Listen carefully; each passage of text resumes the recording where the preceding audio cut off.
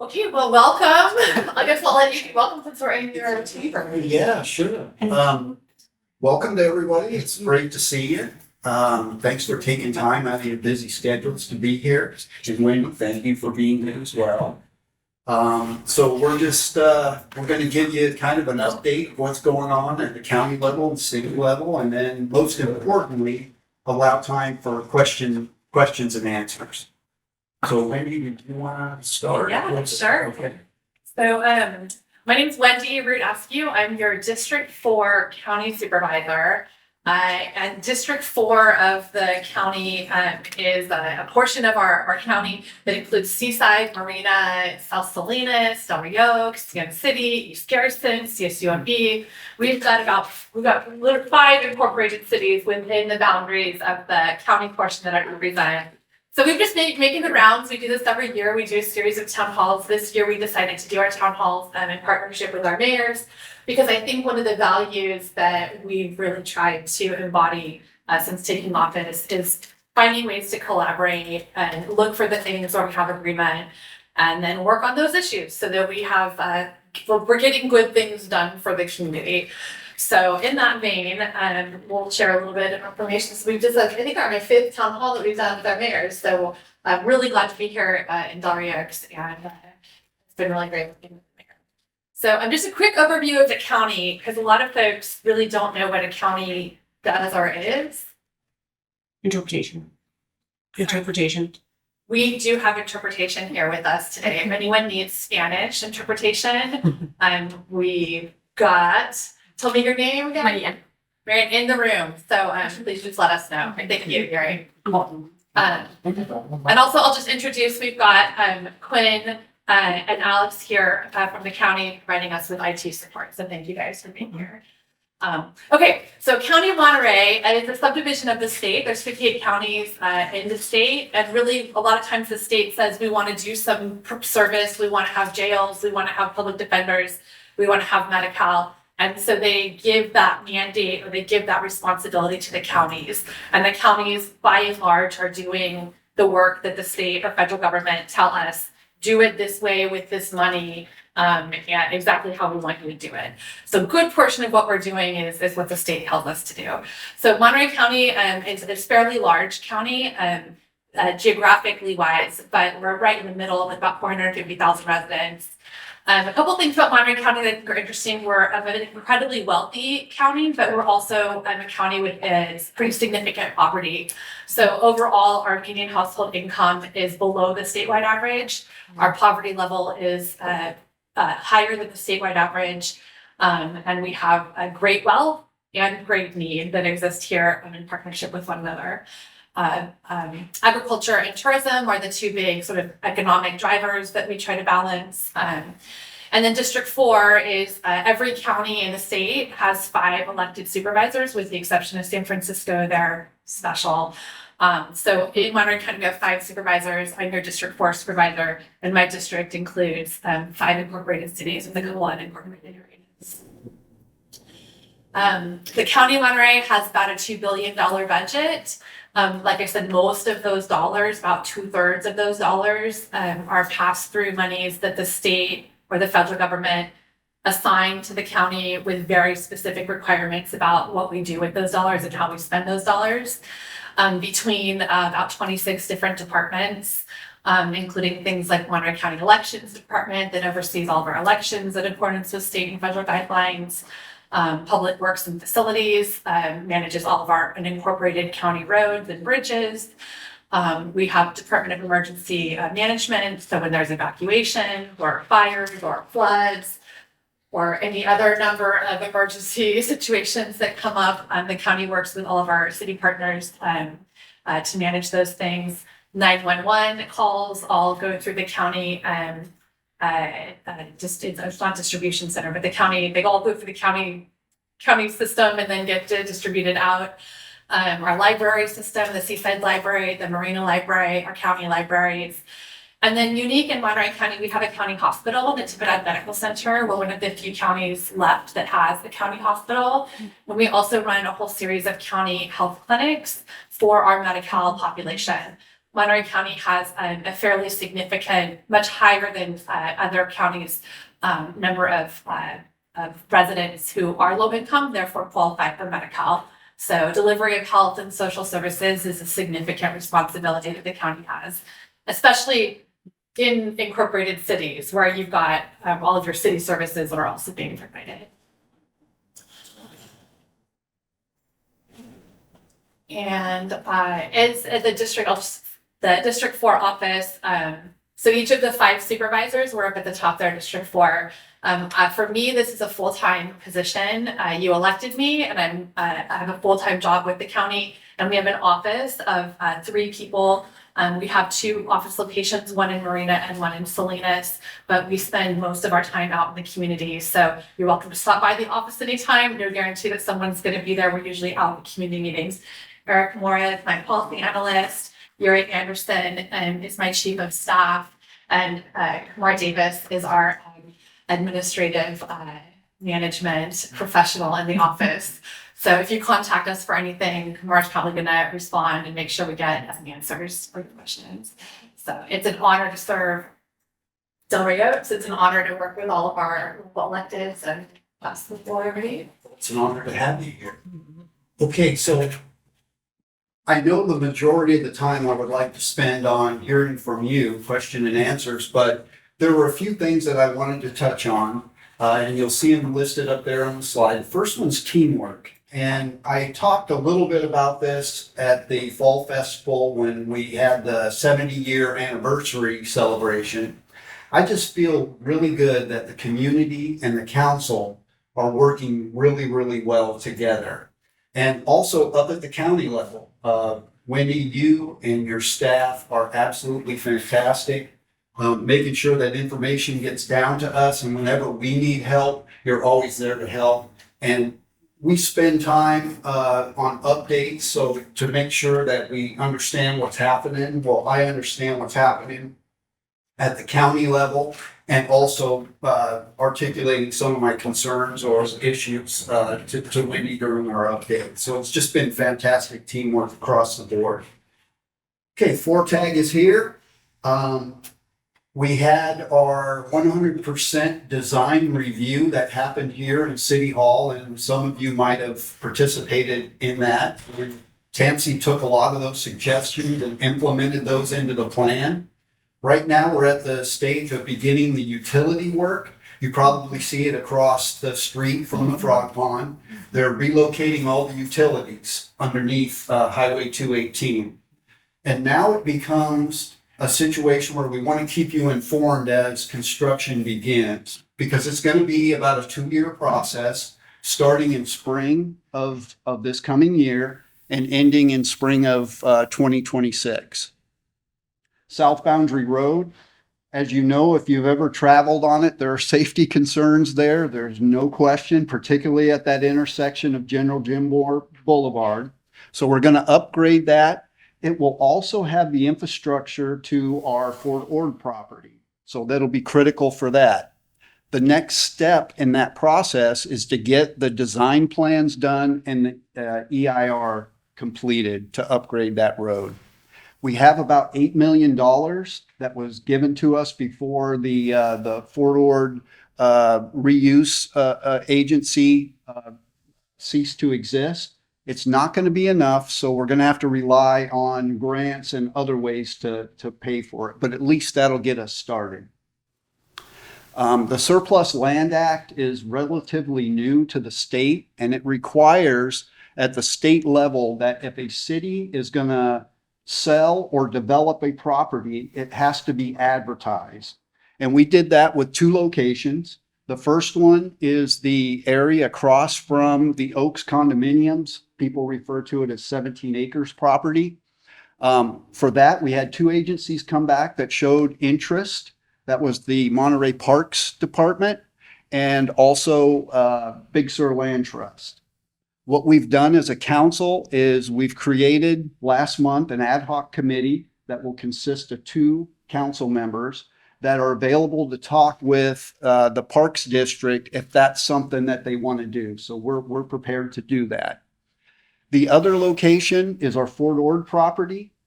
Two agencies also came through on that. That was Big Sur Land Trust and a housing development company called City Ventures. So those two expressed interest. And one of the things that I would like to see going forward is that we hold a workshop so folks are aware of the steps we've completed so far and what we have to do going into the future, where we can bring the community together, make sure that folks are educated on it and get the input before we go to the next step. And then lastly, our short-term rentals. We recently passed an ordinance that capped the number of short-term rentals in the city, the ones that are unhosted, at 25. And I think that provides a really good balance between quality of life issues and the revenue that we get from the transient occupancy tax. Going forward, some of the things that we might look at is maybe hiring a firm for enforcement so that we don't have to spend staff time researching to see if folks are adhering to all the regulations, and potentially look at the transient occupancy tax rate. Right now, Rey Oaks has the lowest on the peninsula at 10%. Most cities are around 12%. One city is at 14%. So that might be something that we can take a look at. If so, it would have to go on a ballot measure. So something down the road potentially to look at. And that's it. All right. That's what I wanted to share. And I will just say that many of these same issues kind of overlap with things the county is working on. But because we're in an incorporated city, you all have local control over issues like short-term rentals. The county is struggling mightily with the issue and trying to figure out how we can get an ordinance in place that allows for something enforceable. And then FORTAG, we've got a number of FORTAG funded sections that are all moving forward sort of throughout the system and network. One that's exciting is out over by East Garrison to connect East Garrison into the university. So we've got that funded and in the works as well. So the FORTAG project is, I think, one of those really big visionary things that when all the pieces at some point come together, it's going to be great, but there's going to be it's going to be a little bit of work before we get there. So I think one of the things I wanted to talk about too is just to highlight there are a number of regional bodies that I sit on, that the mayor sits on, that your council members sit on, that make decisions for the region as a whole. LAFCO of Monterey County is one. The most significant decision that's come out of LAFCO in the last year was around a request from the water district to have permission to proceed with the buyout of Calium for water supplier. That vote is being challenged in court right now. So these are big sort of decisions that affect big systems that we care about. So I sit on LAFCO currently. Are you an No. Okay. So the mayors appoint someone to LAPCO. So it's possible that your mayor at some point could get appointed to that. Monterey One Water is our wastewater management treatment district that's leading sort of in some pretty awesome ways with the reuse of water. So the water treatment to recycle it back into productive use. We all sit on these regional spaces. The Transportation Agency for Monterey County is another one where we get quite a bit of state and federal dollars to implement regional transportation infrastructure projects. So if you drive to Salinas through Marina, through MGM Road, there's a big $44 million project that Marina is leading on, but that funding through TAMZ has made possible. And then Regen is our local landfill. I sit on the Regen board with council member Shirley. It's like with somebody and a whole bunch of, so city reps sort of are appointed to all of these different things. So I guess my point is like, we spend a lot of time in meetings. Yes. Yes. And I'm on 3 of those. So I'm the representative for the Monterey One Water, Community Energy, and TAMC. So yeah, it definitely takes a lot of time. Yeah. So it's not just, so your city council members aren't just attending city council meetings. They're also in all of these other regional decision-making spaces, making decisions that affect Rey Oaks, of course, but also sort of touch everywhere around. And so a lot of times I think one of the things that it's important that we have open dialogue and regular communication is that, if I'm sitting in a space where we're going to be making decisions, I want to make sure that I know how it impacts the cities that I represent. And that if there's issues from the cities that I need to bring back into those spaces, that I know what those issues are. So yeah, just wanted to highlight some of that. There's 2 other big projects that I'm working on in the district, not necessarily in Rey Oaks, but that I wanted to share. The most significant one being in Seaside, on the corner of Broadway and Noche Buena. If you've ever needed to apply for public assistance, so if you've ever needed to apply for Medi-Cal or food stamps, we had custody of my cousin 10 years ago, and I spent a day sitting in the lobby of this office trying to get her Medi-Cal switched over so we could get her into the doctor anyway, a number of things taken care of. This building was built in the early 70s, and it's in no condition to serve the needs of our community currently. We have about 62 county employees who work at this location every day, and this location serves, I believe it's right around 100,000 residents on an annual basis. We also have a need in Seaside to relocate the library. The city of Seaside has a need for that location. So we've kind of been looking around trying to figure out where can we put all these pieces together. And so this was a project that we identified, and we have successfully secured $3 million of county funds to begin work on the design and environmental assessment for what's possible with a redesign of services on this city block in Seaside that the county owns. And, the mayor and I talked about, all of the social services that the county provides. Rey Oaks is a very unique community, and you don't have a lot of, you don't have a lot of children on Medi-Cal here in Rey Oaks. You don't have the levels of poverty that we see in some of your neighboring communities. And so these projects are critically important. In Monterey County, half of our kids are on Medi-Cal. 70% of the babies born in Monterey County are to a mother on Medi-Cal. Food assistance is a critical way that many, many families in our community feed their children and their loved ones. And so I think it's important that we highlight and recognize the significance of services like this and programs and dignified places for people to receive the support that they need, even though it doesn't necessarily have as direct an impact on Rey Oaks residents. It's here, and these services are taking care of our neighbors. So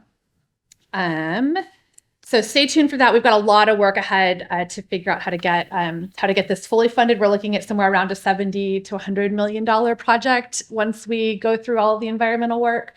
But yeah, let's see. Did I mention? Yeah, so we've got 124,000 families in Monterey County who are supported by public assistance. And this is the location that serves all of those families from the peninsula. Then we've got other slides on here for our redevelopment costs. And then the other project that we don't have a slide for, but that I'll just briefly mention, and we are also moving forward with, the county provides health clinics for all of our Medi-Cal members, which prenatal care is provided through Medi-Cal. We just got a new Seaside Health Clinic rebuilt in the last 10 years, and now we're working on rebuilding the Marina Health Clinic.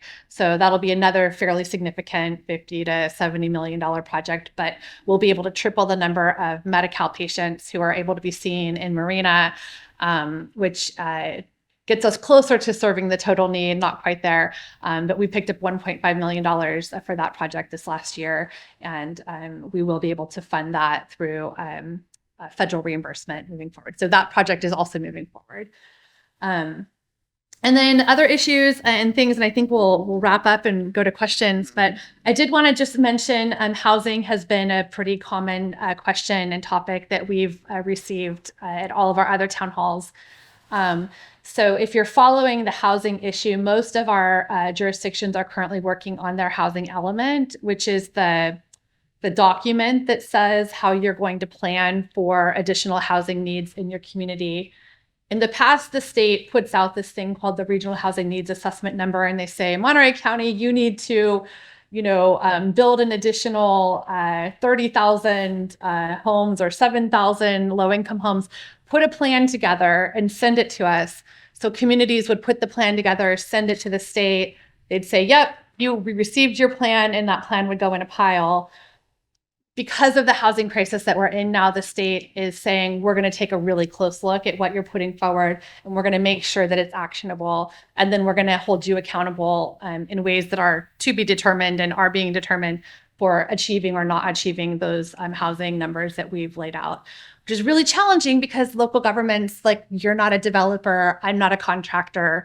But our planning so these planning documents are what we're required to be working on right now. The unincorporated portion of the county has a arena of 3,326 additional new units. Where we put those, how we get them built, lots of questions and challenges. Where do we have water for these? Where do we have infrastructure? What kinds of associated services are needed when you talk about 1,000 very low income housing units? Rey Oaks has 184, and I think you have. Right, we have an additional 86 from the previous cycle, so they added on to that. So we have a total of 270 is the number of houses that we're required to build in Rey Oaks. 270. So to that number you see up there, the 184, 86 are from a previous cycle that will carry over to make the 270. Right now, we've identified the Fort Ord property as where our housing will go. So it's going to be a challenge for all. It's going to be a challenge for Rey Oaks. It is absolutely going to be a challenge for the County of Monterey. All of the cities who we're working with, Seaside needs to add an additional 616 units. And part of the challenge is when you talk about, we say, Rey Oaks needs to add 60 very low income housing units. The way you get a very low housing unit is typically by having market rate housing that subsidizes. So it's not just the 60 very low income, it's the 5 of market rate that you need to subsidize every one affordable. Rough numbers, right? So it's how do you pay for the 60? How do you create a policy that allows for there to be subsidy for the units that are necessary? So we could talk about housing all day long too, but I just wanted to open the conversation. And then homelessness is the other issue that has come up for almost every other town hall that we've had. And talking to the mayor, it's not as much of an issue. Rey Oaks doesn't experience the visible homeless encampments that some of our other district areas do. But that's something that I will say the county has doubled down their investment in. And we are one of the only regions, I know it doesn't feel this way, but if you look at the numbers and the data, we're one of the only regions that's actively reducing statistically the number of unhoused people in our region, whereas other communities are seeing double-digit increases to their homeless counts. Monterey County, we are successfully moving our unhoused residents into permanent shelter. So we're doing it successfully. It's not enough, and it's not fast enough. And some of the challenges that we have around us, like Pajaro, are creating significant numbers of people who remain unhoused, but we are committed to working with all of our city partners to figure out how to get the shelters that we need opened and to get the additional supportive housing built as quickly as possible to get folks into shelter. So with that, we can, I think, open it up to questions or discussion. Okay, so Mike. I just got a couple of really quick questions. Forgive my ignorance on this, but when you talk about low-income housing, I really thought that was a state mandated issue. How is the county involved? Is it actually overseeing it for the state? Is that the way it's working?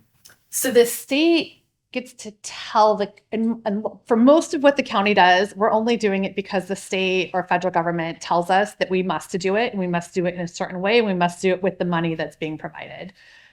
The affordable, in this case, the state is also directly telling, the state is telling a group called AMBAG, one of those regional bodies that I mentioned, the Association of Monterey Bay Government Area Governments, something. Who's your rep on AMBAG? Do you?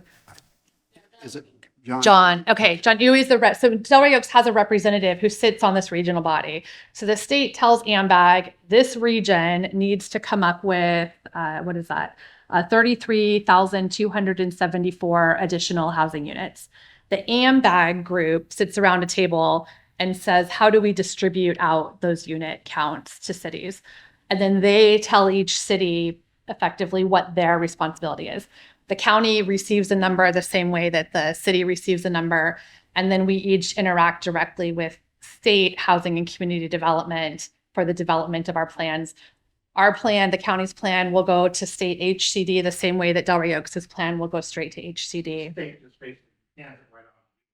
The state is giving us directives. And with new legislation, the state is now saying, not only do you have to submit this plan to us, we're going to review this plan and make sure that when you show us a map and you say, oh, we're going to put additional affordable housing on this spot on the map, that spot on the map can't be like a pond. They're saying like, is this realistic? Or like we're going to build all of our additional affordable housing on the highway intersection. Like you can't, you used to be able to get away with that. You can't get away with that anymore because there were communities intentionally saying this is where affordable housing is allowed. It's only allowed in places that could never get built. So now the state is saying, no, you have to show us a real plan that could actually happen. And then new legislation is coming in and saying, and if you don't do it, we're going to penalize you this way, or we're going to penalize you that way. We don't know what other legislation could happen in the next 2 years for additional penalties or hammers on the side of the state. So my other question was, and forgive me again for ragging this, the Medi-Cal, I was assuming that was state too, but that's actually county. So it's state Medi-Cal. So it's actually federal Medicaid. And the federal government assigns sort of certain requirements to the states. The states then administer eligibility for Medi-Cal. And in California, we call it Medi-Cal. And the state doesn't have its own eligibility system. They assign that all to the counties. So the county acts sort of as a proxy of the state to say, do you qualify? Show me all your documentation. So county employees are the ones that collect all the information, review all the information, submit it back to the state, and then make sure that you get your card. Once you have your card, then you can use that card to receive your Medi-Cal, doctor from wherever. But what we experienced years ago was that there were no doctors that took the Medi-Cal card. So then the county further stepped in and said, okay, there's a federal program that lets a county operate a health clinic. So we opened a whole series. We've got, I think, I don't know how many, maybe a dozen health clinics throughout the county that are county doctors, county buildings, but it's a health clinic. It's called a FQH, Federally Qualified Health Clinic. So we get a special kind of funding from the federal government to be able to accept Medi-Cal cards and provide Medi-Cal services. And Natividad is part of it. And Natividad is a little bit separate from that, but Natividad accepts anyone regardless of their payer status. So primarily the patient mix of Natividad ends up being significant. I think we just looked at the numbers, around 50% Medi-Cal compared to CHOMP, which would be 20% Medi-Cal. Rough numbers. This is for Scott and yourself and Kim back here in Jeremy. How do you guys sleep? I mean, that's what it is going on. Actually sleep. I would say we do that during meetings, but. Scott! You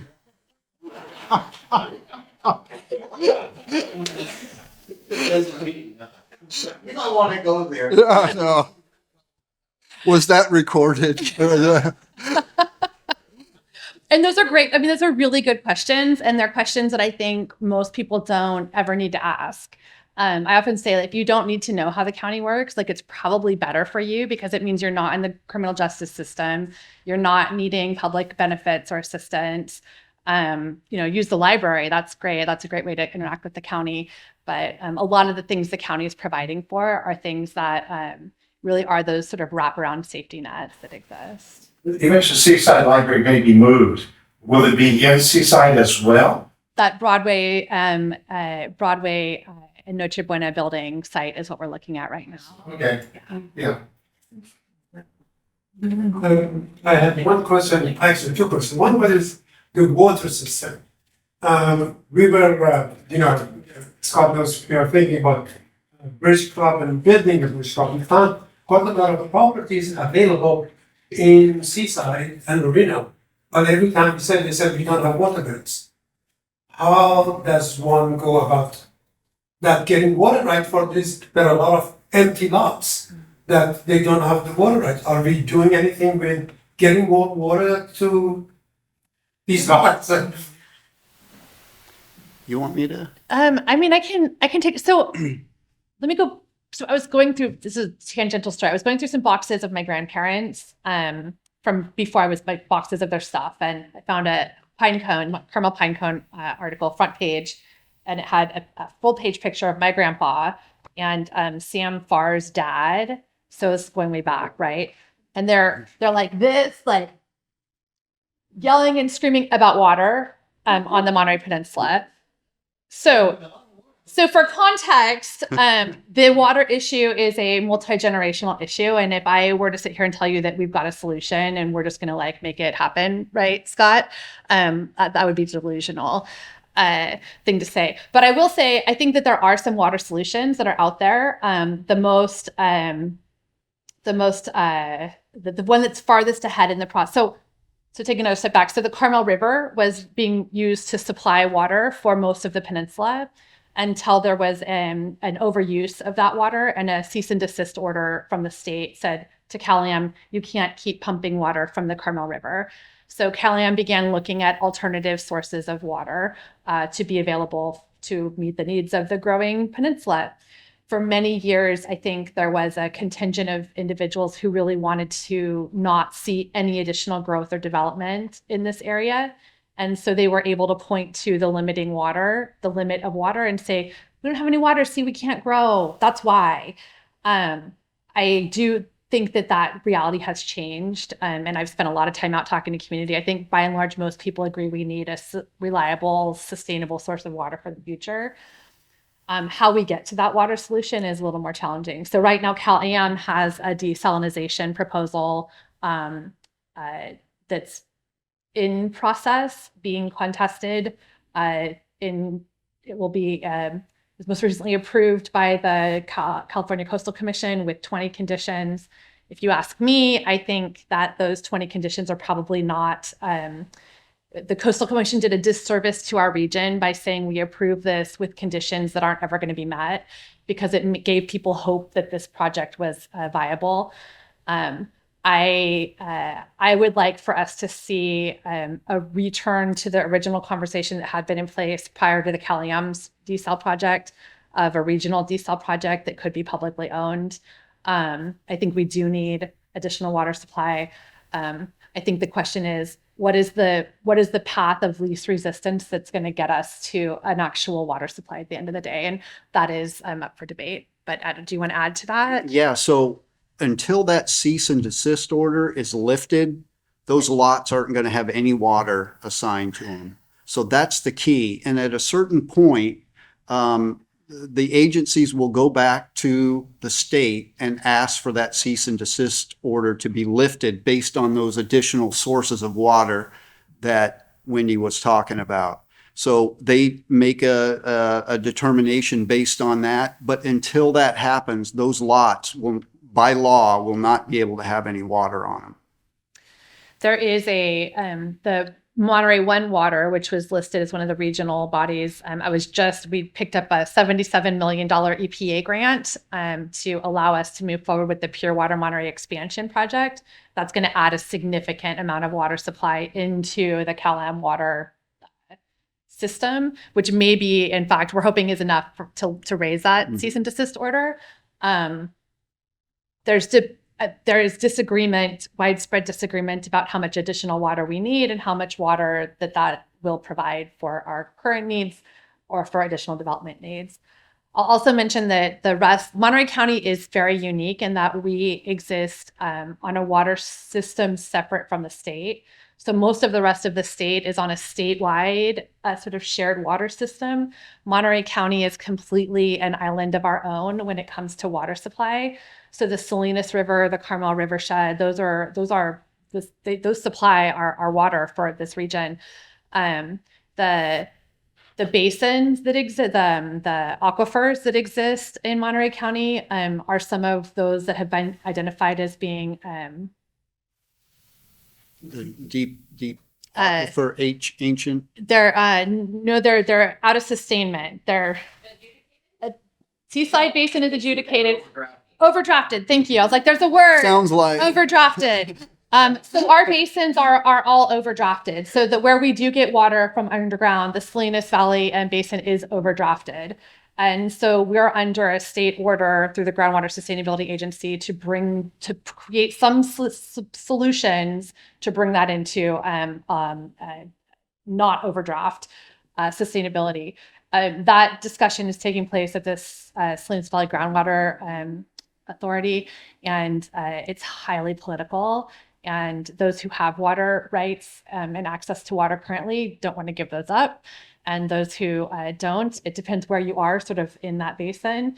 The Salinas River actually flows north, which is an interesting direction for a river to flow, but it flows north. So those growers and those landowners who are closest to sort of Lake Nacimiento, where the source of the Salinas Valley, they've got plenty of water for their land and their wells. As the river flows towards the ocean, you have aquifers and wells that are getting a seawater intrusion, and farms that don't have access to fresh water anymore. So we're watching that seawater intrusion move upward. But the question, I think it boils down to who pays for solutions. Do we have everyone pay equally? And who benefits from the water that's generated? Should the growers and the property owners who don't have a need for, like who have plenty of water because they're at the top of the watershed, should they be paying the same amount as those at the bottom of the watershed? There's just a lot of water rights issues at play and a lot of questions about who pays and who benefits.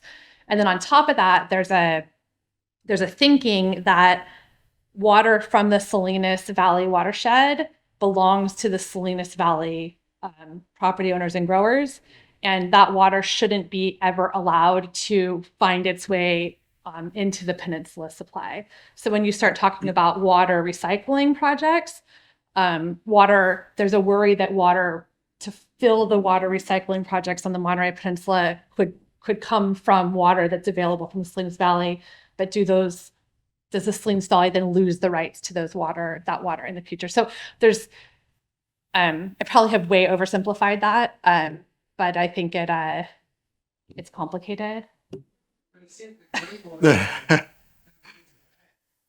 Seems like what? The gray water?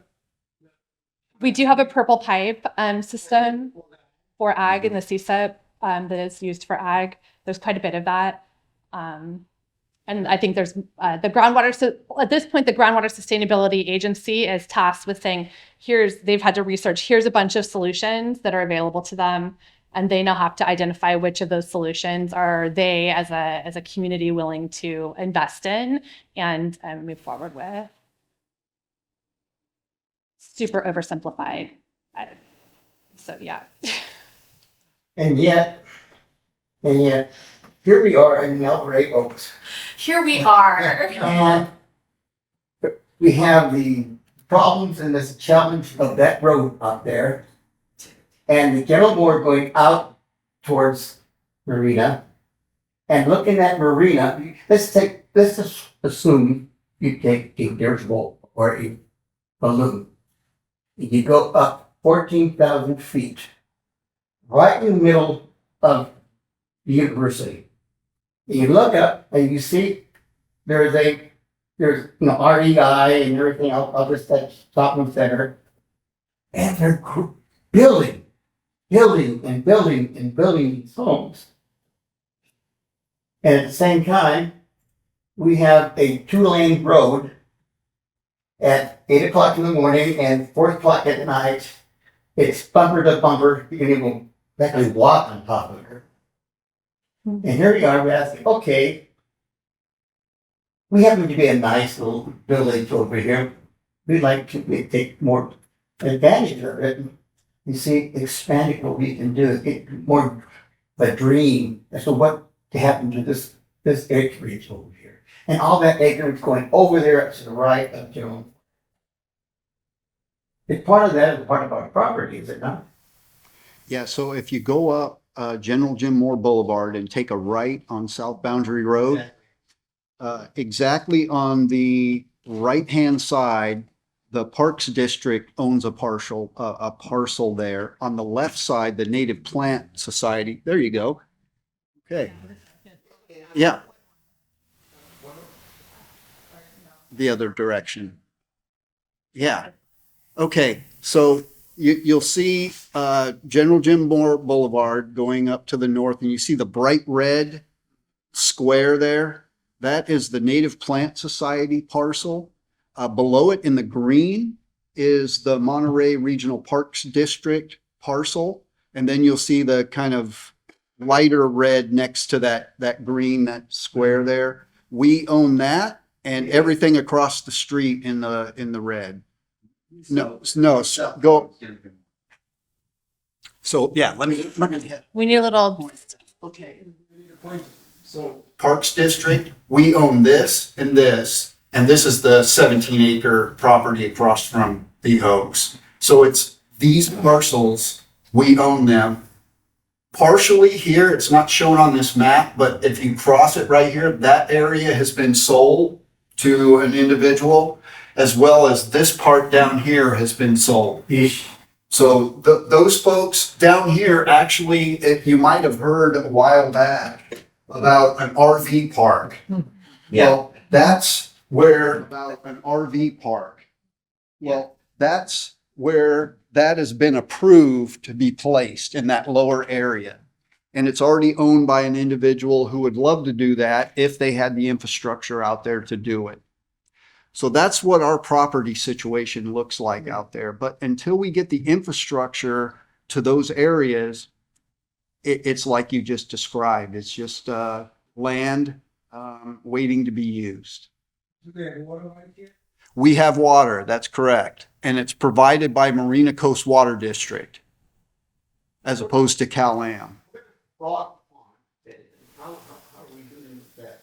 The frog pond is... Yes, that's owned by both of those parcels. So you see where the green, the darker green is there, that's the frog pond parcel. And next to it, the lighter green is the one I just described. Both of these are owned by the parks districts, these two right here. Here's the frog pond. And then they also own this for an expansion, potentially whatever they want to do with it. That is so precious. Once we lose that, we lose a heck of a lot of the spirit of what Delray was. Yeah, business. No. Period. well, the Regional Parks District is its own special district. Yes, that With its own taxation authority. And so the city doesn't actually, in the county, it's separate from the county, separate from the city. It has its own elected board, its own funding. And so I think, well, they work with the city, but it's their land. yes, they work. Yeah. Yes. Yeah, it's their jurisdiction. We help out. It's a, a good neighbor type of situation where we'll help them out if for example, in the frog pond, police are needed out there. We will go out and provide police maintenance. In some cases, we'll help out with that. We recently had fire fuel reduction in there, and that was several agencies coming in, working together to make that happen. So that's kind of how we work on that good neighbor concept. And the Regional Park District, I love the Regional Park District, but they include, we're sort of on the northern side of their boundaries. Marina is, I think, the northernmost side. And we've been trying to encourage and remind them that, they collect a bunch of tax revenue and they need to keep investing it in the northern part of the district. They've got a lot of land in the southern part of the district in Carmel Valley, where there already is a lot of open space. But I think your point that the open space that their Parks District provides is golden, valuable open space for our community. I live in Marina, and our access to the library in Marina is past Loch Padden Park, and it is the most accessible open space that we have to my home. And so being able to walk through that space and see that space and have connection to that space is really, really precious. So I'm grateful to the Parks District for their investments, but I want to see them have more parkland for our residents to the north. For 8 years, I was honored to be president of the Oaks. And four sports. Thank you. And one of the reasons that I really enjoy working there is that when you drive in from Gilmore and you see our development, it's almost like you see St. Mary's of Love. It's almost you see a very distinct thing. That's part of Rey Oaks. Who we are. Yeah. And that's you said the positive. This may be a fancy question, but opening General War really messed up the traffic going through Rey Oaks. Is there, and I think, tell me if I'm wrong, I think a lot of it is people from Salinas using us to get through to General War and vice versa. Is there any sort of a plan further up to put a road through so people can cross over without coming down to Canyon Del Rey? No, I don't know of any project that's out there that would cross over that Fort project. No, and I'll add, I think, Seaside is experiencing the same challenges if you're ever on Monterey Road. The intersection right next to Costco when you get off of the freeway, and there's like 5 different, there's Monterey Road, I don't even remember all the names of the roads, but they all intersect Fremont, Del Monte, like it all comes together. There is very, very preliminary. I think TMZ has done some thinking about what can be done at that intersection to kind of, but we're not even at a point where that's on the list of like short-term projects. To be like super honest, I think the fact that we've developed as a region car-centrically and with the need for additional housing and additional people, I think that we're probably headed into a reality where traffic is only going to get worse. Highway 68, there's some planning that's been extensive planning that's been done to add to figure out how do we alleviate traffic on Highway 68. Best case scenario, the one that we ended up landing on, which is the roundabout solution. It's like if I could show maps. So like if you look at the future, they're like traffic goes like this. From here if we're here, and they look into the future, they're like traffic is increasing if we do nothing. But even if we successfully do the whole roundabout thing, it's like traffic only increases. Like it's still increasing. It's not making it any better. It's making it better than it would have been. But that's hard to accept as a resident who's sitting in traffic, who's like, I thought this was going to make it better. Mm-hmm. Well, no, it's like just relatively making it better than the worser was going to be. And I think a lot of the traffic issues that we're looking at are that reality. In Monterey Salinas Transit, which is our bus authority, they're fully funded for the SURF bus line, which will go through Marina, bypass Highway 1, which you drive that, you're sitting in traffic for an hour in the morning into Monterey. Bypass that along the old railroad to get into ultimately we'll hope it's into Monterey, but into at least Sand City to start with. That project, a lot of folks are like, I'm never going to take the bus. And I'm like, well, it may not be about me today. It may be about my son or even my grandkids someday, because I don't know that it's possible for us with the design that we have in our community to continue to be as car-centric as we are if we're going to keep adding people into our area. I don't know what the solution looks like, but I know that we're not alone in struggling to figure out what it is.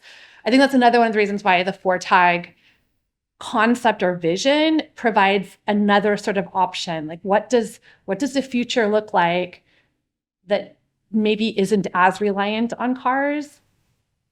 I don't know if we... more affordable housing here so that all the people that are, a lot of our workers don't have to drive to Soledad or Gonzales or wherever to find a place to live. A big part of it is, Yeah. that's where they have to go to find a place they can afford. And if you build for affordable housing here, they're not on 68 community anymore. So, I mean, it's all tied together. It's all connected. Monterey doubles in size during the day. The number of workers who go into Monterey to work literally doubles the size of Monterey every day. But when we talk about, where's Monterey going to put all of its affordable housing, they're also talking about forward properties. So you're still talking about funneling people in and out of places where the jobs are. So I think I think it's something I try to be really honest and like not set anyone up for hopeful outcomes that we don't have a path to achieve. But I will say that the conversation is real and it happens every meeting at TMZ. It happens every meeting at AMBAG. It happens at the region, at the landfill. We're constantly talking about, what does the future look like? How do we make sure, to the degree that we have technology to plan for waste in the future, what are we doing now to try to set that up to be successful? But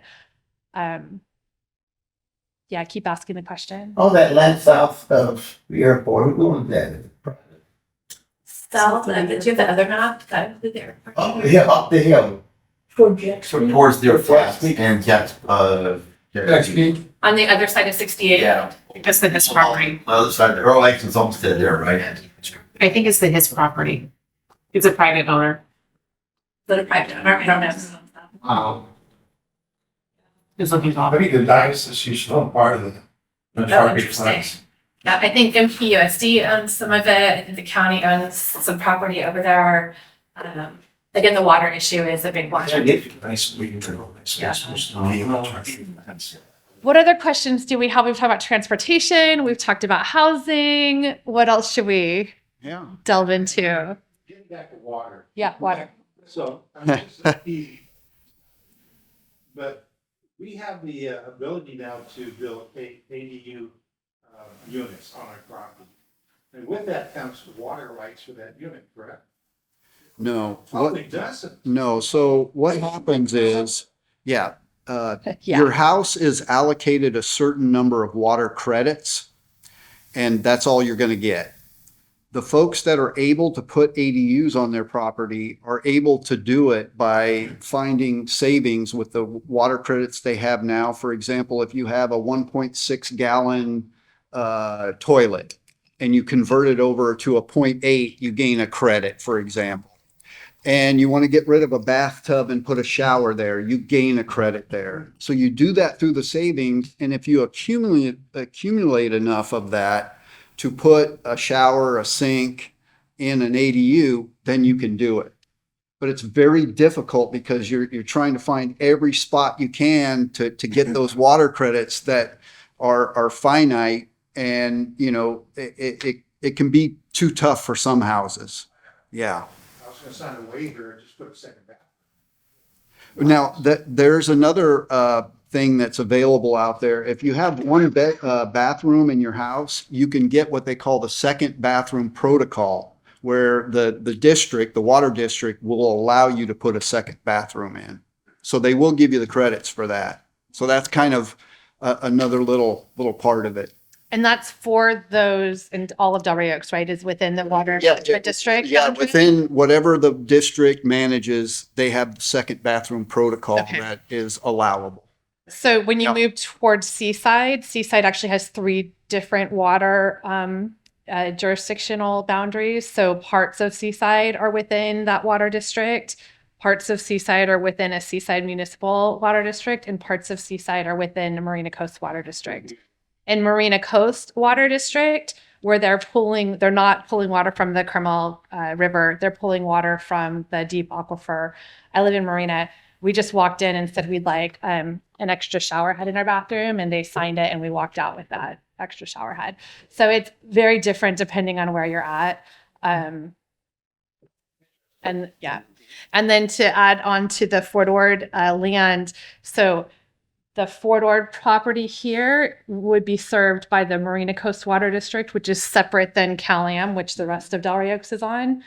And there is a lawsuit settlement agreement that exists currently that put a limit of 6,160 additional housing units were allowable through this settlement on former Fort Ord property. So you talked about the development happening in Marina and East Garrison. So they've been sort of, as those developments come online, they go in and check off, you know, here's another 200 units, here's another 400 units, here's another 300 units. There's question as to whether those 6,160 units have all been fully have been taken up. So then at what point does someone challenge that lawsuit to reopen it and say, we think that Marina Coast Water does have more water to supply? It's one of the reasons why we have some of the county-owned property on the former Fort Ord out at like Schoonover Park, where we have a lot of homeless services that are provided. We could add ADUs. Technically, we could add ADUs onto each one of those properties or convert the garages into studio affordable apartments. But we're under the understanding that because there are no more of those 6,160 units available, we can't add housing on those locations because they're on the former Fort Ord. So yes, there's water to be supplied there. And also there's, I think, some legal discussion that will end up taking place as to whether or not there actually is water. We call it paper water versus real water versus like waters for fighting. And I do think, I mean, the big picture though, I feel like coming from that photo that I had of my grandpa where it was like just battling about water, I feel like we are moving in a place where the public will is saying, we don't want to use water to restrict growth and development anymore. We acknowledge that we need more affordable housing. We acknowledge that we need water for economic development. And the question is, how do we get that water? What is the path to get us to that water? Not how do we prevent getting more water, which I think maybe had been the conversation previously. Yeah, Garrett. So what is the holdup, the impediment to the publicly owned east south that you mentioned? I mean, we have to wait for Cal to completely full before we can look at that? Is that? I don't know that I'm prepared to answer that question, but I think that's the question that I'm asking, right? Right now there's Kellium is continuing down a path, and there's a lot of folks that are invested and, you know, committed to figuring out like Kellium is the best, believe that Kellium is the path that's going to get us there. I'm looking at everything around it. I'm looking at the 20 conditions that the Coastal Commission laid out. I'm looking at, you know, the city of Marina and some of the social, I don't see the Kellium plant ever happening. I just don't see it happening. But I guess, you know, I mean, maybe you don't know or can't, but when do we start looking at the public concern with that? I think we should talk about it. I think it's something that, like, under what reality what are the conditions that Marina would come back to the table? What are the conditions that would that allowed us to move forward with the regional water plant before it fell apart? You know, who needs to be a part of that conversation? Who leads that conversation? Which of our public agencies would be willing to take that on? Is Marina Coast Water prepared to lead on that conversation? You know, there's a lot of elected officials who sit on each of these bodies who I think would need to be at the table. I think right now the path towards any of that is that the water district, the Monterey Regional Water District is moving forward with the imminent domain buyout of Kellium.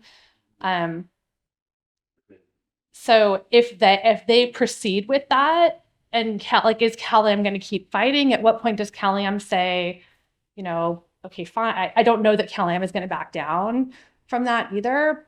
But if you did have a publicly owned organization who owned the water system, like maybe they're the ones that take the lead. Other people are much deeper into that conversation than I am. Yeah, because if you are looking at other countries, they desalinization plants going all over the place. Yeah. I mean, look at something like Saudi Arabia or Kuwait, they don't have water at all. All they have is getting water from the ocean. They're doing well too. And so the question about desalinization is how do you do desalinization in a way that doesn't exploit or extract resources from one community that's less wealthy for the benefit of another community that has more to begin with? And that's a conversation I think that's also playing out. But it's a real question. And Marina has made it clear that they're not going to sit quietly while someone comes into their community and extracts their water supply and their resources for no benefit back to them, because that's what's proposed right now, that a desal plant owned by the Peninsula private water company would come into their community, take up their prime ocean property, and potentially take water out of their aquifer to supply to Carmel and Pebble Beach and Rey Oaks. But and Marina's made it clear they're not going to say, okay, take our ocean, take our beach, take our water. So somehow that conversation is going to have to happen. Under what circumstances and what are the conditions that would allow everyone to come back to the table? Yeah.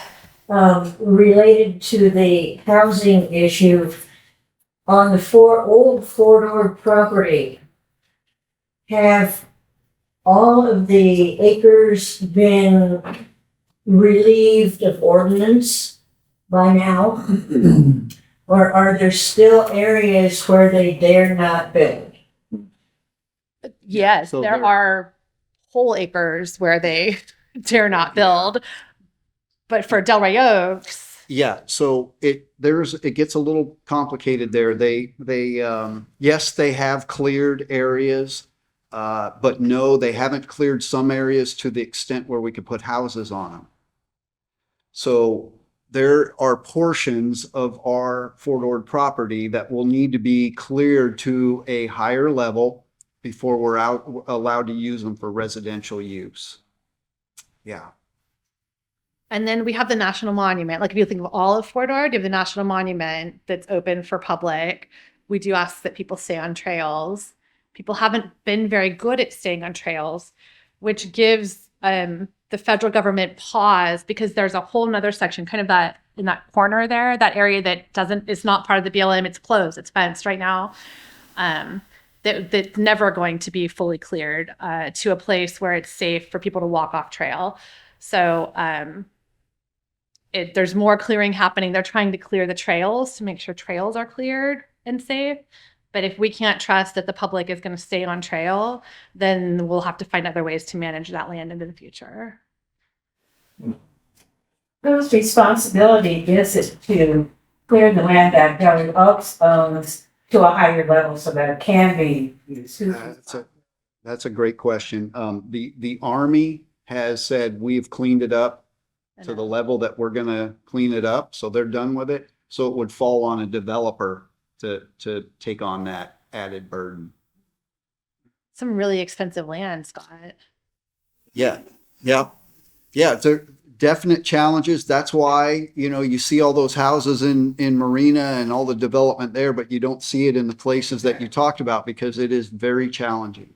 And the property out there at Fort Ord, where, your offices are there, I thought at one point that I would never see anything going, taken down, because I didn't think the developers wanted to put money into having to deal with lead and asbestos. So how did that come about, that we've seen some movement in that area? In Marina. No, in Marina. So turn the clock back like 25 years when Fort Ord was closed and the different properties were kind of divvied up to different cities. The city of Marina made agreements with developers at that time to develop out part of the land. And part of the agreements were that you're going to get this land at a discount, but you're going to be responsible for all of the remediation that has to happen. I wasn't there when those agreements were made, but from what I understand, there weren't strict timelines. There weren't bonds put on the timeline for development. So 20 years later, when those buildings are still sitting there, the developers were just effectively land banked that property because there was no consequence. There was no timeline that they were under to go in and remediate or build on it. So in Marina, finally, whatever the time passed and they finally decided to proceed with building on it. I'm not sure what led to that economic condition that became profitable enough for them. In East Garrison, for instance, the county of Monterey owns East Garrison, and we had an agreement with a developer to develop out East Garrison. There's a lot of documentation about what our expectations were, about what their requirements were, about the different phasing that was going to happen. Well, that developer went bankrupt, sold the project out to another developer. That developer kind of continued on its own path, but the most profitable parts of the development were in the first phases. So now that those first phases are done and the county is going back to the developer saying, you have to finish out the rest of these phases, and the community saying, you sold us a house with a promise that there would be a marketplace down the street and a town center. Well, conditions have changed in 25 years, and town centers and marketplaces are no longer profitable for a developer to build. The developer's saying, I bought this from someone else. I didn't agree to this whole thing. So there's these tensions that exist where, how do you force a developer to do something that was promised 25 years ago when the profitability conditions for that developer have changed over 20 years? Do you just say, wait another 10 years and maybe it will continue to change? I think a lot of the development that we've experienced for any kind of redevelopment project, it's only as good as how you draft that redevelopment agreement, how you draft that DDA with the developer, what kinds of criteria you put in that hold them accountable, or create bonds that, if you don't deliver by this timeline, we get this money and it's going to allow us to go find someone else to do it. I think there's a lot of lessons to be learned. Hopefully Rey Oaks learns all those lessons as you figure out how you're going to develop out your property. And, you do have the timelines that are in place, and you do have the bonds that are in place so that you don't end up in a situation where a developer says, well, I did the most profitable parts at the beginning and I'm out. Like, I'm going to leave you guys on the hook for whatever's left, because that's part of the risk that we're walking with some of these negotiations. And one of the things that I'll add, we will look for other resources to help clear those areas to the level that they need to be in order to build residential on there. It's kind of like I mentioned with South Boundary Road. We're going to try and find other ways to fund that upgrading of the road. But when we finally expend all those resources, then it becomes a discussion with the developer in terms of taking that on. Just like South Boundary Road, they need those utilities out there. So that becomes part of the discussion.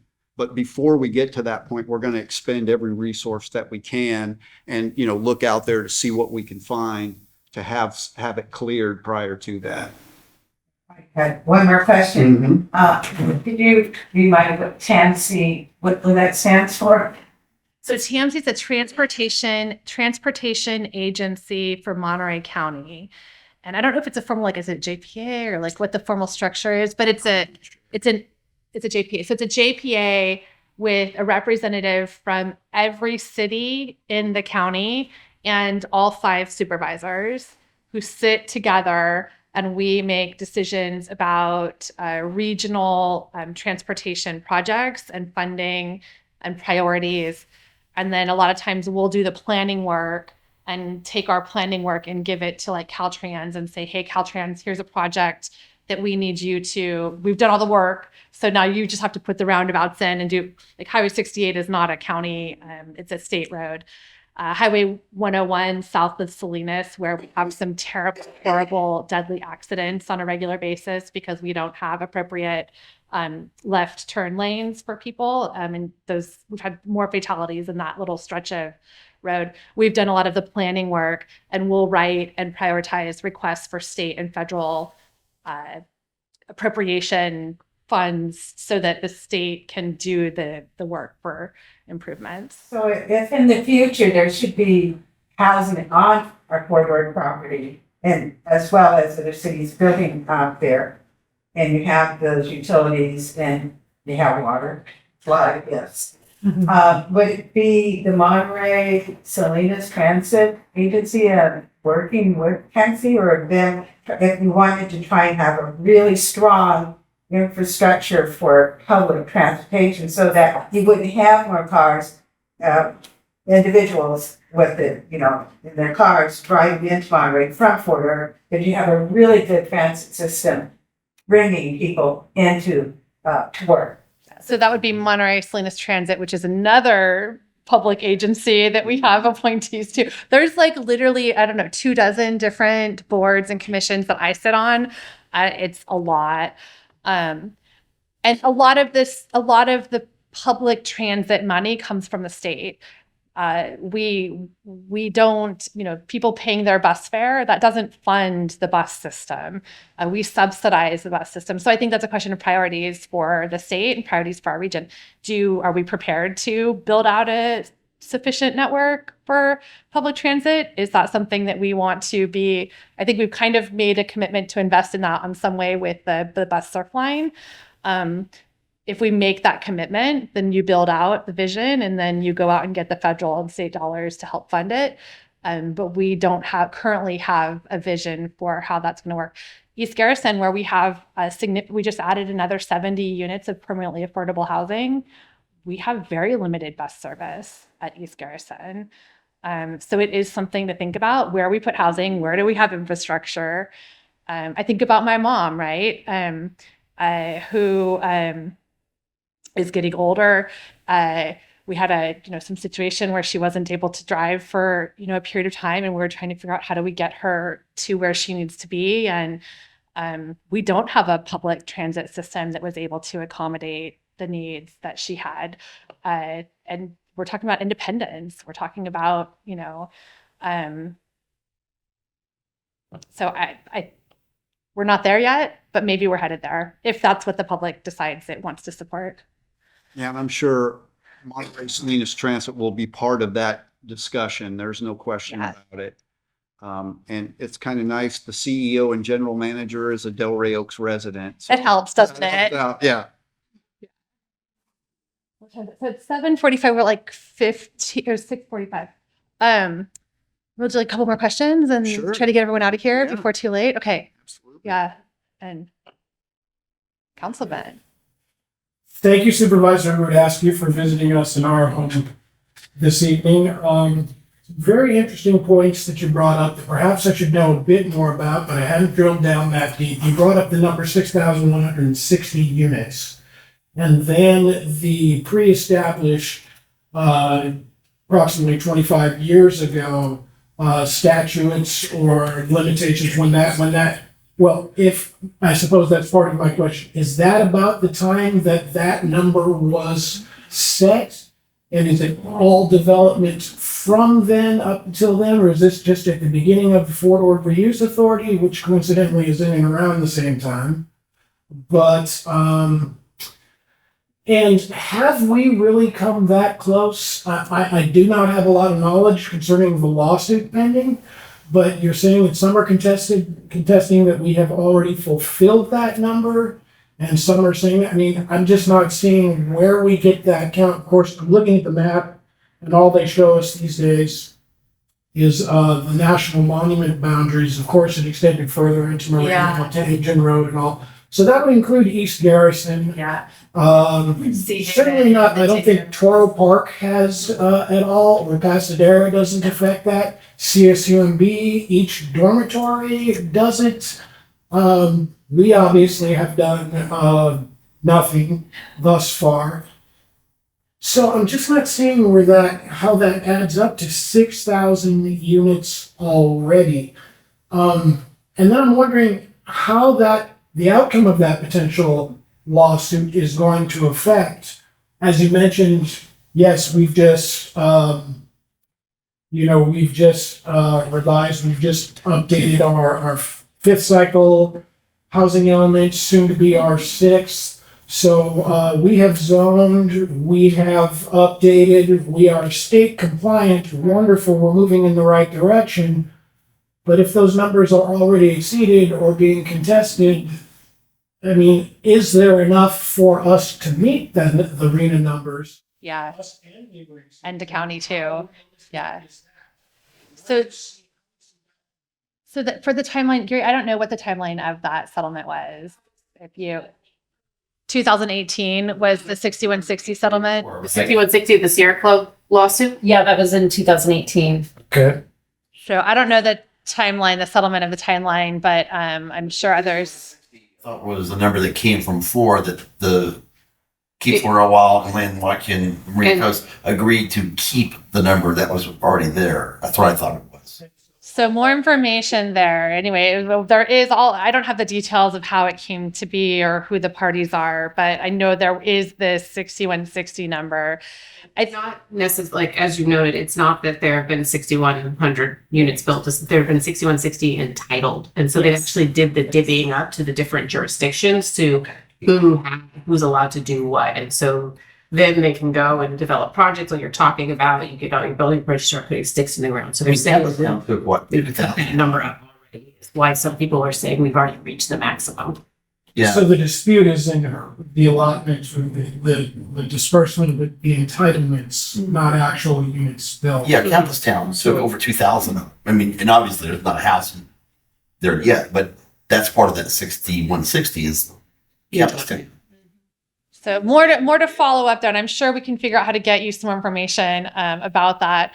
And the other piece that I think is relevant, the county is looking at where we're going to put housing as well. Like we have a huge number of arena housing that we need to put. One of the locations that we're looking at is the mouth of the Carmel Valley to put affordable units, right? That's a great spot. There's tons of resources there. It's a highly resourced community. But there's also a legal settlement in Carmel Valley that put a cap on the number of additional housing units that could be built in Carmel. So one of the questions that I have is the state is now telling us you have to build housing. Does the state override these legal settlements that have been there in the past? There aren't clear answers to these questions. There isn't a clear answer to the Carmel Valley settlement agreement cap.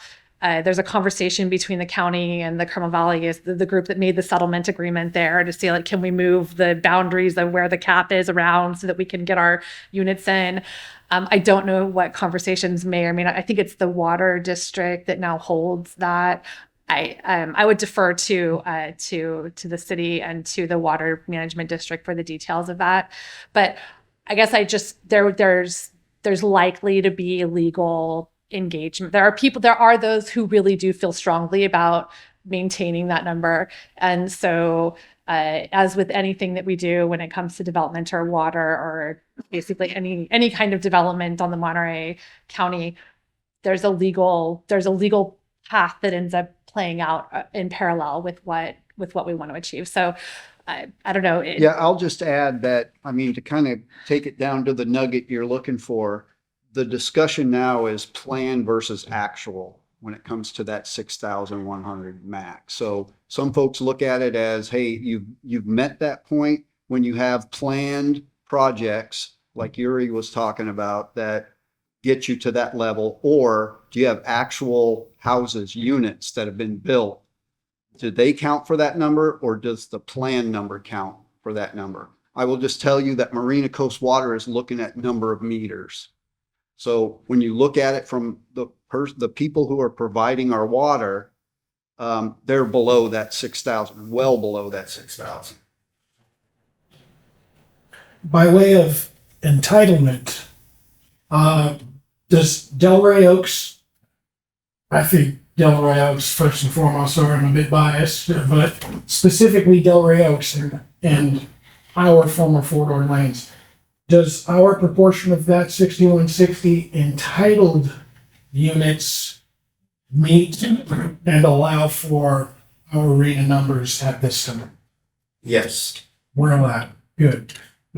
Feel better. There may, with respect to the mayor, there may be differences of opinion on that. Well, yeah, there could. And I yeah. say that as a representative of the county, where we're also having a discussion about the county has identified former Fort Ord property for our arena as well, as has the city of Monterey. And so one of the conversations happening at the county, and I'll just speak to the county, is how does that 6160 cap play out with what we're proposing? Is that an action, like, is that going to be a limiting factor? What is the state going to say when we submit this housing element? is that going to be a reason that they don't approve us? Or is the state going to say, we're overriding this lawsuit to allow you to have, there's a number, all of the lawyers are weighing in. So I'll just say from the county's perspective, we don't feel, I would not say we're confident. I would say that we're exploring what that means. And also looking at alternative locations, should we need to identify them for our arena properties. And the city of Rey Oaks may have a different opinion. Well, no, I mean, and it's absolutely lawsuits will most likely happen, and it'll be, I guess, resolved through that channel. But based upon what I'm hearing and what I just told you, the actual versus planned, and Marina Coast, who are our purveyors, their perspective on it, that's why I give the answer yes. But yeah, I could put an asterisk to it based on what Wendy was saying. There's a big chance it'll be litigated. So for the county, we're also trying to identify like what other options do we have? Where do we have property to meet our arena needs that isn't going to end up litigated?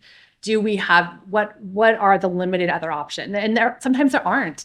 In some cases, if you're talking about, trying to get more housing in the county's District 5 Carmel Valley area, there isn't another option. We have to talk about a location that has a settlement agreement, and we have to talk about renegotiating that settlement agreement.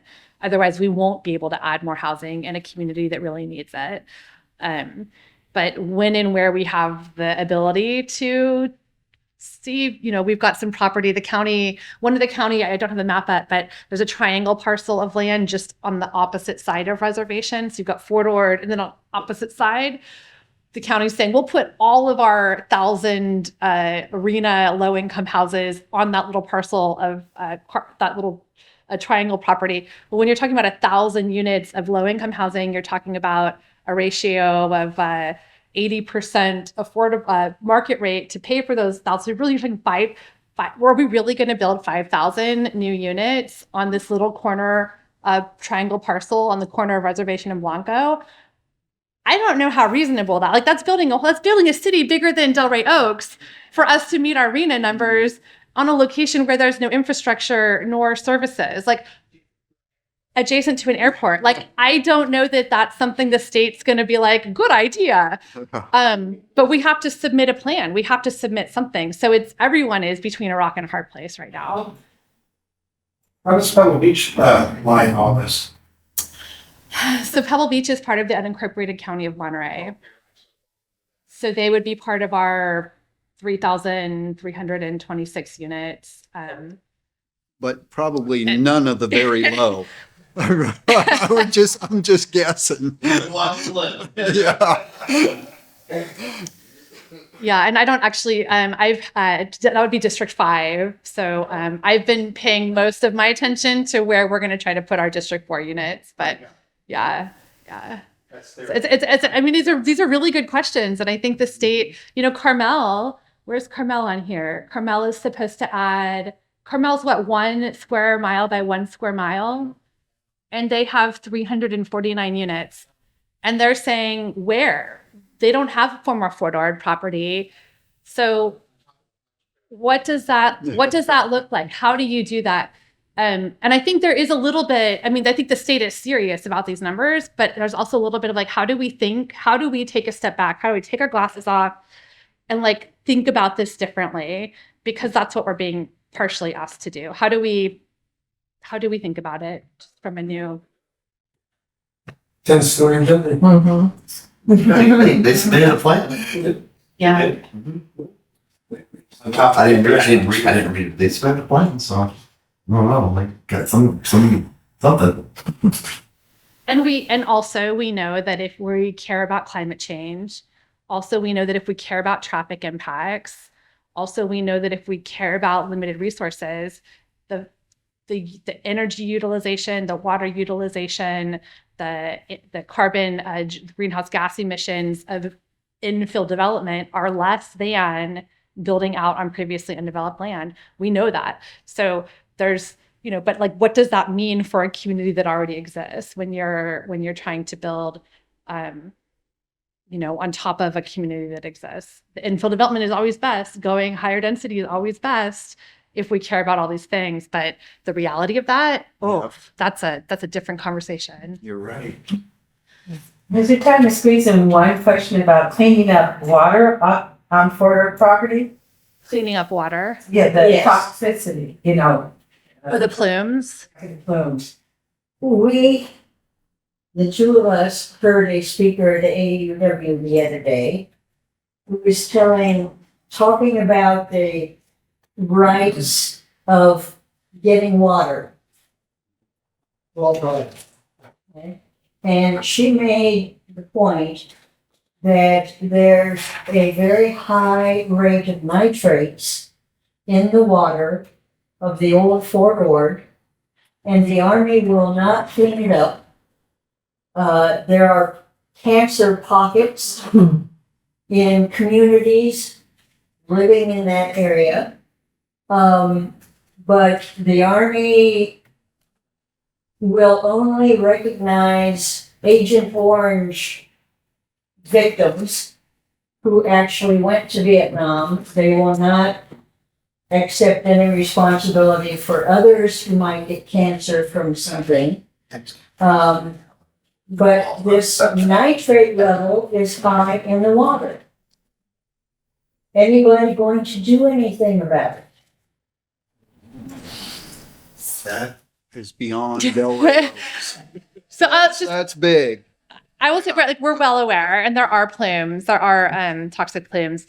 I don't have an answer to the question, but I will just comment.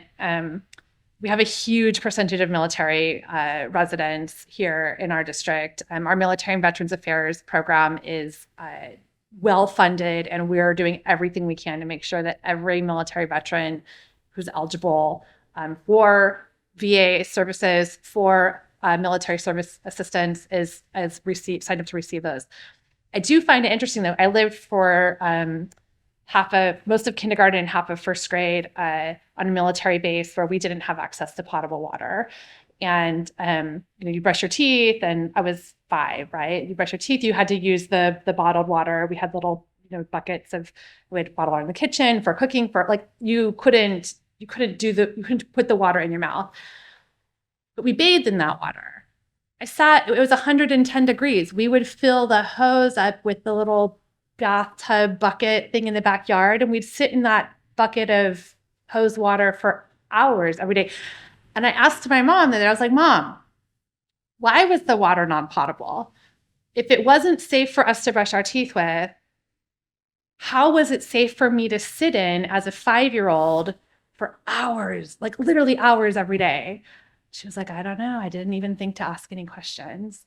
So I don't know. I don't know the answer to that question, but it's something I do think about more often than maybe most people do. It would be to address that issue would require the federal government to identify and decide to rectify harm that was done or is being done to people who were impacted outside of that formal military. But having said that, we do have, if you served in the military, if you have a family member that served, if you have a loved one that served in the military, and please do come to Military and Veterans Affairs. Let them look at your documents. Most people qualify. If you served at any point for any period of time, most folks can qualify for something.